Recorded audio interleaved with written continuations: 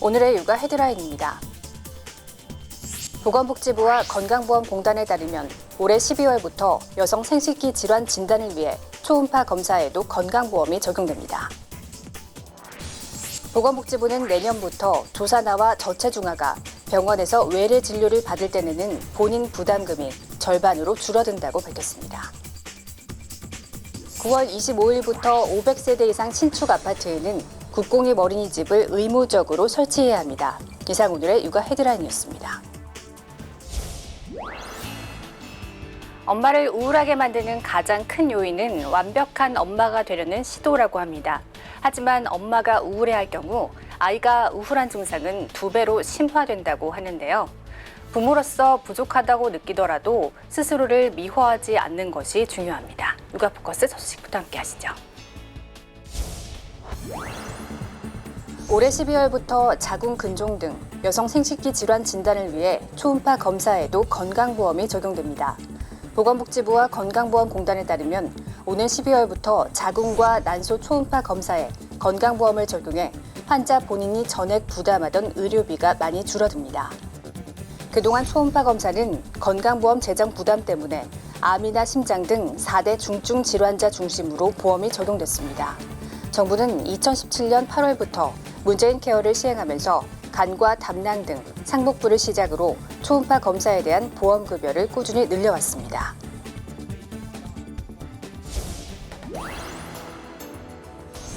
내년부터 조산아와 저체중아가 병원에서 외래 진료를 받을 때 내는 본인 부담금이 절반으로 줄어듭니다. 보건복지부는 이런 내용이 담긴 국민건강보험법 시행령과 시행규칙 개정안을 입법 예고하고 내년부터 시행한다고 밝혔습니다. 개정안에는 만 5세 이하 조산아와 저체중아의 외래 진료 시 본인 부담률을 현행 10%에서 5%로 낮추고 정신병원과 장애인 의료재활시설 2인실과 3인실 본인 부담률을 일반 병원과 동일하게 적용하는 내용이 포함됐습니다.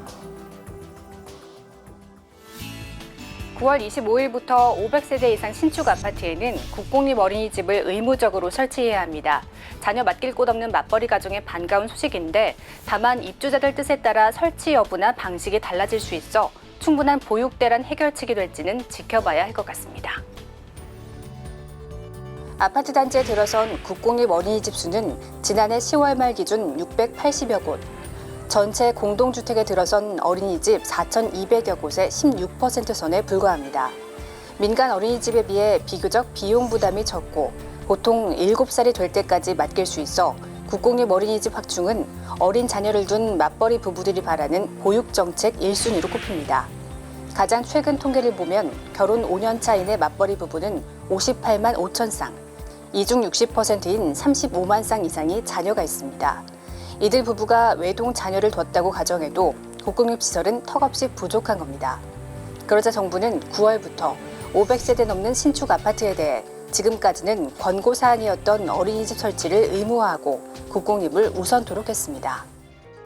300세대 이상 아파트를 지으면 민간이든지 국공립이든지 상관없이 일단은 어린이집을 지어라.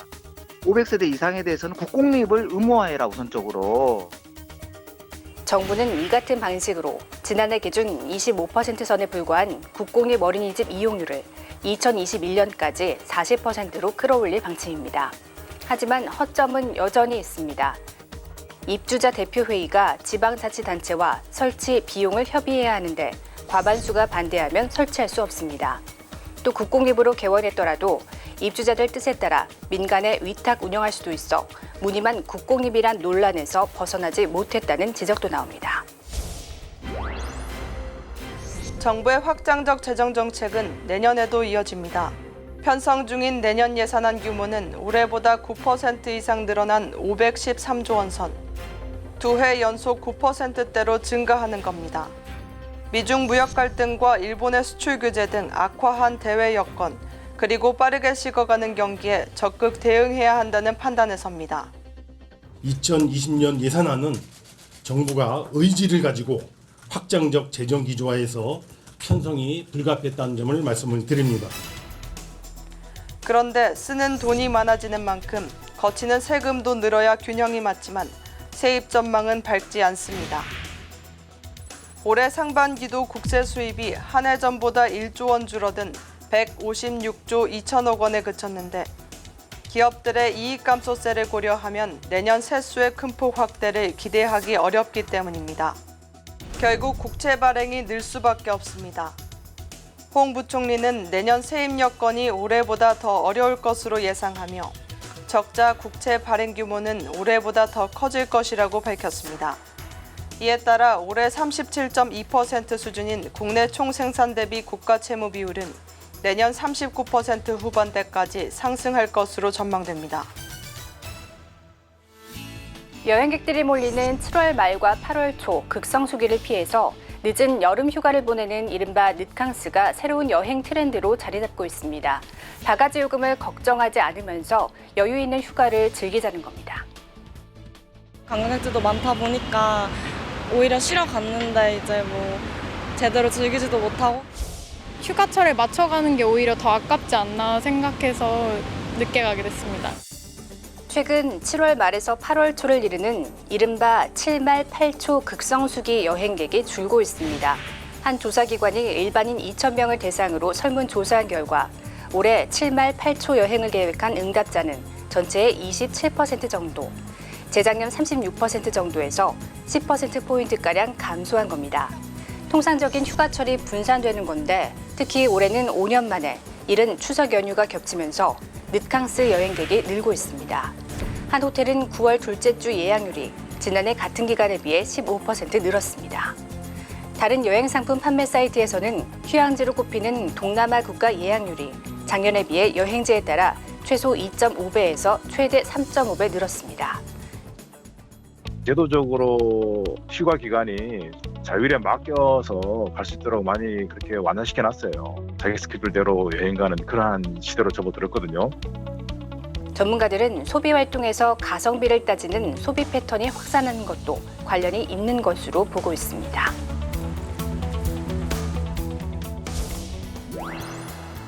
달걀 껍데기에 숫자와 알파벳들이 찍혀 있습니다.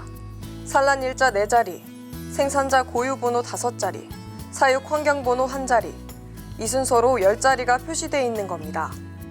이렇게 달걀 껍데기 산란 일자 표시제가 6개월간의 계도 기간을 거쳐 전면 시행에 들어갔습니다.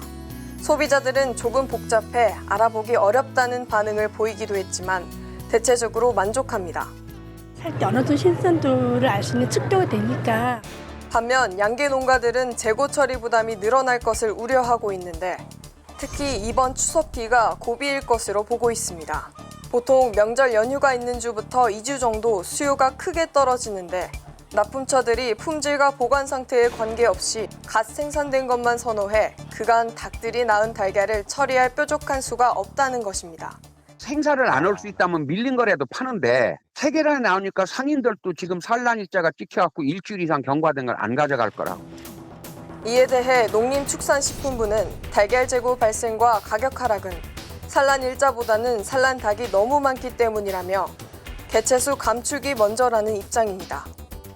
농식품부는 또 이미 표시율이 100%인 대형마트와는 달리 71%에 그치는 중소형 마트 등을 중심으로 단속에 나설 방침입니다. 유니폼을 입거나 모자를 쓰는 어린이 팬들이 많은데요. 그런데 일부 모자에서 건강을 위협하는 발암 물질이 검출됐습니다. 야구장을 찾은 어린이들이 공을 던지고 방망이를 휘두릅니다. 대부분 좋아하는 선수의 유니폼을 입고 모자를 쓰고 있습니다. 야구와 농구, 축구 등 프로스포츠의 유니폼과 모자들은 어린이용이 따로 나올 만큼 인기가 높습니다. 이런 제품은 어린이들이 착용하는 만큼 안전해야 하지만 일부는 그렇지 않은 것으로 확인됐습니다. 한국소비자원이 프로스포츠팀의 이름이나 로고가 새겨진 어린이 모자 13개 제품을 조사한 결과 5개 제품에서 포름알데히드가 기준치를 넘겨 검출됐습니다. 아동용 섬유 제품의 허용 기준은 킬로그램당 75mg 이하지만 최대 2.3배 초과한 킬로그램당 176mg까지도 검출된 겁니다. 포말데하이드는 현재 국제암연구소에서 인간에게 발암성이 확인된 물질 1군으로 분류가 되어 있습니다. 또 산성과 알칼리성 정도를 나타내는 수치인 pH가 허용 기준 4.0에서 7.5를 벗어나 최대 8.5의 알칼리성을 띤 제품도 2개가 발견됐습니다. pH 허용 기준을 넘은 제품을 오래 착용하면 피부 자극을 유발합니다. 또 13개 중 12개 제품에서 어린이용 제품이 의무적으로 표시해야 하는 사용 연령과 제조 연월 등 표시사항을 누락한 사실도 적발됐습니다. 한국소비자원은 이번 시험 결과를 바탕으로 국가기술표준원에 해당 제품군에 대한 안전 관리와 감독 강화를 요청할 예정입니다. 건강보험 최고 의결기구인 건강보험정책심의위원회가 내년도 보험료율 3.2% 인상안을 의결했습니다. 직장가입자의 보험료율은 현행 6.46%에서 6.67%로 오릅니다. 올해 직장가입자의 본인 부담 평균 보험료는 월 11만 2,365원, 내년부터는 여기서 3,600원 정도를 더 내야 합니다. 지역가입자의 보험료 역시 세대당 평균 8만 7,067원에서 2,800원 오릅니다. 당초 정부 계획인 3.49%보다는 인상폭이 줄긴 했지만 건강보험 가입자 단체들의 반발은 여전합니다. 정부가 지난 13년간 24조 5천억 원이 넘는 국고지원금을 내놓지 않은 채 재정 부담을 국민에게 떠넘기고 있다는 게 이들의 주장입니다. 국민들에게 2, 3%의 보험료를 인상하고 정부 지원금 17%를 지원하겠다고 하는 것이 문재인 케어의 설계입니다. 이런 반발이 커지자 앞서 정부는 부랴부랴 내년 국고 보조를 1조 1천억 원가량 추가 지급하기로 했습니다. 이번 건강보험정책심의위원회에서도 앞으로 국고지원금의 안정적 확보를 위해 법 개정을 추진한다는 내용이 함께 의결됐습니다. 하지만 노동계뿐 아니라 경영계도 보험료율 인상 반대에는 한 목소리를 내고 있는 상황이어서 앞으로 국고지원금 규모가 어떻게 결정되느냐에 따라 또다시 논란이 일 것으로 보입니다. 국고지원 적게 없는 보험료 인상 반대한다. 지난 3월 경찰청과 KT가 개발해 공개한 이른바 지하철역 디지털 성범죄 위험도입니다. 서울 지하철 가운데 몰카 범죄 우려가 가장 높은 역사는 서울역과 동대문 역사문화공원, 여의도와 공덕역 등 4곳이 꼽혔습니다.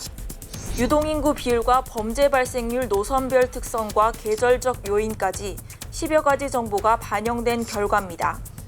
현재 사이버경찰청 홈페이지 안심맵 카테고리에서 정보가 공유되고 있지만 아직은 걸음마 수준. 경찰청은 올해 안에 관련 기술과 정보를 수사에 적극 활용하기 위해 치안 빅데이터 정책 담당관 부서를 신설하기로 하고 조직 구성에 나섰습니다. 112 신고 출동뿐 아니라 교통사고, 범죄 피해 등 경찰이 보유한 모든 통계를 빅데이터로 분석해 범죄를 예측, 예방하는 게 주요 목표입니다. 팀을 이끌 과장급과 통계 사무관은 외부 인사로 채용할 방침입니다. 우선 해당 부서는 2년간 한시적으로 운영되며 최종 평가를 거쳐 상시기구로 운영할지 여부를 결정하게 됩니다. 치안 서비스에도 빅데이터가 활용되면서 범죄 예방에 효과를 거둘지 주목됩니다. 아빠들이 말하는 육아 경험과 의미를 주제로 2019년 1차 저출산 인식조사 토론회가 열렸습니다. 국회 포럼 1.4와 인구보건복지협회가 공동 주최한 이번 토론회에는 남인순 위성군 국회의원, 신원항 인구보건복지협회장, 자사 배우영 사장이 참석해 자리를 빛냈습니다. 이번 토론회는 아빠들의 시각에서 육아에 대한 욕구 파악과 현실적 대안 제시를 위해 마련됐습니다. 최근에 정부 발표에 의하면 육아휴직자 5명 중 1명이 남성이라는 발표에서도 알 수 있듯이 아빠 육아가 분위기가 확산이 되고 활성화되고 있습니다. 육아하는 아빠들이 어떤 경험을 하고 어떤 어려움이 있는지 실태 조사를 통해서 아빠 육아, 공동 육아를 지원할 수 있는 정책 제안을 마련하고자 토론회를 개최했습니다. 신원항 회장은 개회사를 통해 아빠 육아와 관련된 토론회를 개최하게 돼 기쁘다고 전하며 이번 토론회를 통해 남성의 육아 참여가 확산될 수 있는 현실적 지원 방안이 제시되길 바란다고 전했습니다. 남인순 국회의원은 축사를 통해 여성과 남성이 함께 육아할 수 있는 환경 조성에 대해 논의하는 뜻깊은 시간이 될 거라 생각한다고 말했습니다. 위성군 국회의원은 이번 토론회를 통해 나온 제언들이 정책에 반영될 수 있도록 노력하겠다고 밝혔습니다. 인구보건복지협회에서는 미취학 자녀를 둔 20대에서 40대 남성 1,000명을 대상으로 설문조사를 실시했습니다. 결과를 발표한 인구보건복지협회 조사연구과 박보미 연구원은 설문 참여자들은 아빠 육아에 대한 욕구가 있는 것으로 나타났으며 자녀에게 친구 같은 친한 아빠가 되고 싶어하는 것으로 나타났다고 말했습니다. 토론회 2부에서는 김진욱 서강대학교 교수를 좌장으로 지정 토론이 이어졌는데요. 아빠 육아의 활성화를 위해서는 양육 정보 제공과 교육의 보편화, 기업의 지원, 자조 모임의 활성화, 정책적 지원, 아빠 육아를 바라보는 사회적 편견의 해소 등이 제안됐습니다. 인구보건복지협회는 이번 토론회를 통해 나온 의견들이 향후 정책에 반영되길 기대한다고 밝혔습니다.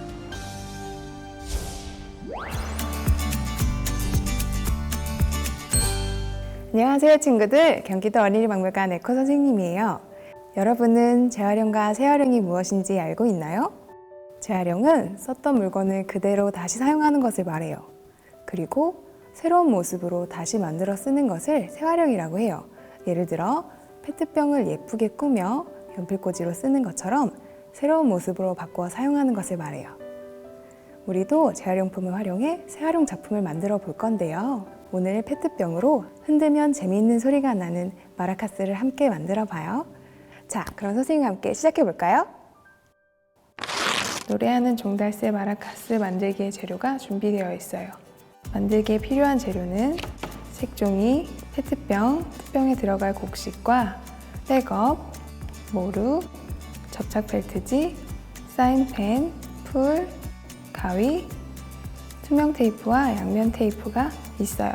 이렇게 만들기 재료를 준비해 주세요. 자, 만들기를 시작해 볼게요. 우선 색종이를 반으로 접어주세요.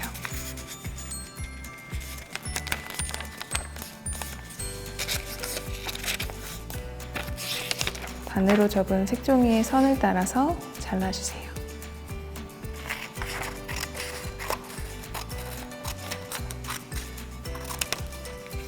그리고 가로로 길게 잘라주세요. 끝에가 끊기지 않게 조금 남겨놓고 잘라주세요.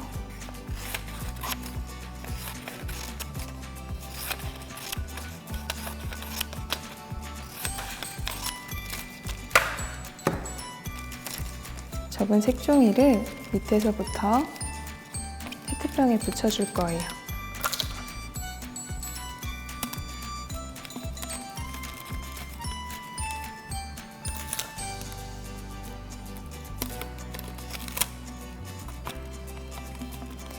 나머지 색종이는 선생님이 미리 잘라두었어요. 잘라둔 색종이를 붙여줄게요.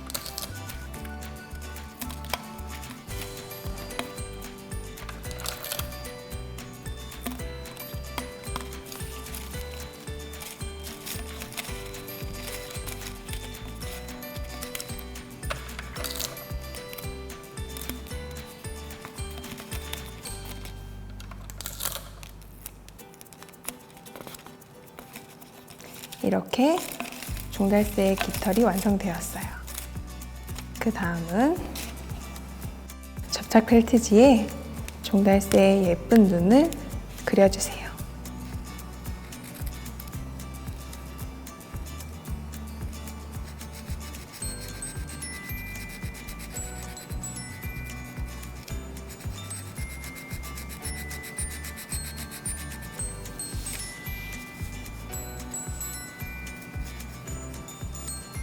예쁘게 그린 눈을 페트병에 붙여주세요. 마저 한쪽도 펠트지에 스티커를 떼서 붙여주세요.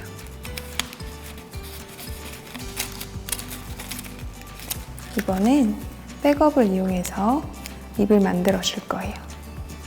백업의 한 부분을 삼각형으로 잘라줄 거예요.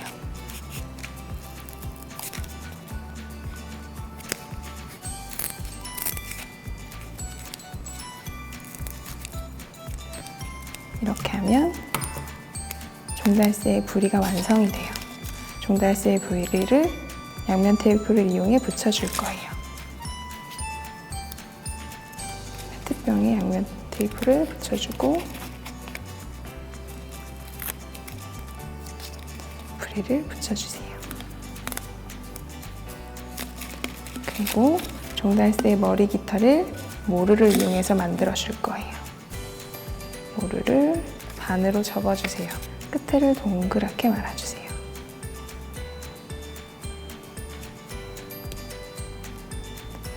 이번에도 역시 양면 테이프를 이용해 머리 깃털을 붙여줄 거예요.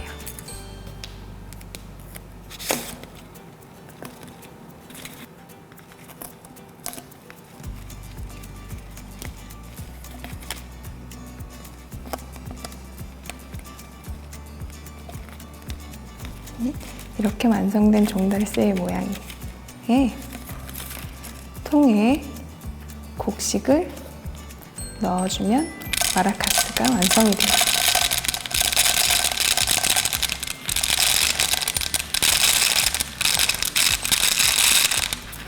자, 이외에 또 다른 곡식을 넣어줘도 소리가 다양하게 들려서 재미있는 마라카스 악기가 완성이 돼요. 마지막으로 뚜껑을 닫아주세요. 뚜껑을 닫아주면 재밌는 소리가 나는 마라카스 완성!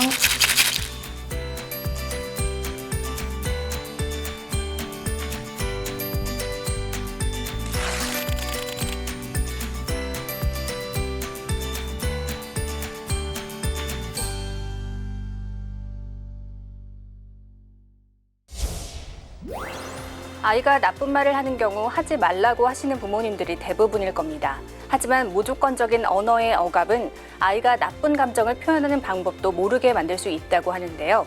나쁜 표현을 했을 때는 상대방이 어떻게 받아들이는지에 대해 확실하게 이해시켜주는 것이 좋습니다. 육아 포커스 마칩니다. 시청해주신 여러분 고맙습니다.